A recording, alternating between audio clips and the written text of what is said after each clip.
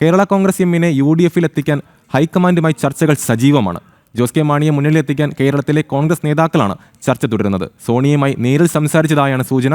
എന്നാൽ ഈ വാർത്ത മന്ത്രി റോഷി അഗസ്റ്റിൻ നിഷേധിച്ചു. വിവരങ്ങളുമായി S. നന്ദഗോപൻ ചേർന്നു. നന്ദൻ, രണ്ടില പിളരുമോ എന്ന അഭ്യൂഹമാണ് രാഷ്ട്രീയ കേരളമായി ഉറ്റുനോക്കുന്നത്. നിലവിൽ ഇപ്പോൾ അറിയാൻ കഴിയുന്നത് ചർച്ച നടത്തുന്നു എന്നാണ്. കേരളത്തിലെ ഹൈക്കമാൻഡുമായി കോൺഗ്രസ് നേതാക്കൾ ചർച്ച നടത്തുന്നു എന്നാണ് വിവരമാണ് ലഭിക്കുന്നത്. എന്തൊക്കെയാണ് മറ്റു വിവരങ്ങൾ?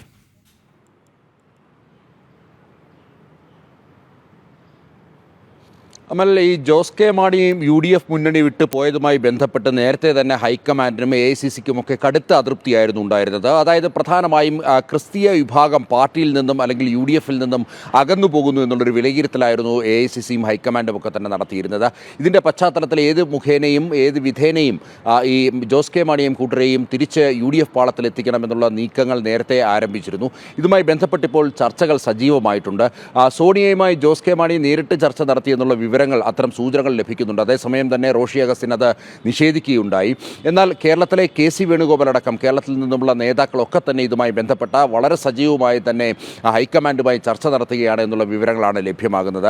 തെരഞ്ഞെടുപ്പിന് മുമ്പ് തന്നെ ഈ ജോസ് കെ മാണിയും കൂട്ടരെയും UDF-ലേക്ക് എത്തിച്ചാൽ അത് ക്രിസ്തീയ ന്യൂനപക്ഷ വോട്ടുകൾ കൂടുതലായി കോൺഗ്രസിൻ്റെയും അല്ലെങ്കിൽ UDF-ൻ്റെ പെട്ടിയിലേക്ക് വീഴുവാനുള്ള സാധ്യതകളാണ് പ്രധാനമായും AICC നേതൃത്വവും ഹൈക്കമാൻഡും ഒക്കെ തന്നെ വിലയിരുത്തുന്നത്.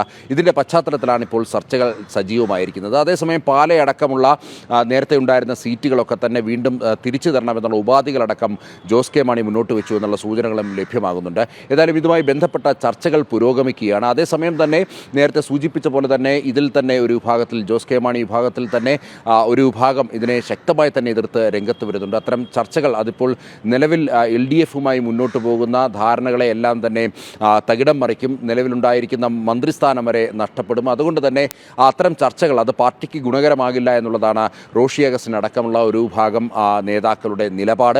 ഏതായാലും ജോസ് കെ മാണി ഏത് ഭാഗത്തേക്ക് തിരിയുമെന്നുള്ളത് വളരെ നിർണായകമായിരിക്കും. ജോസ് കെ മാണി സോണിയയുമായി ചർച്ച നടത്തിയെന്നുള്ള സൂചനകൾ പുറത്തു വരുന്നുണ്ട്.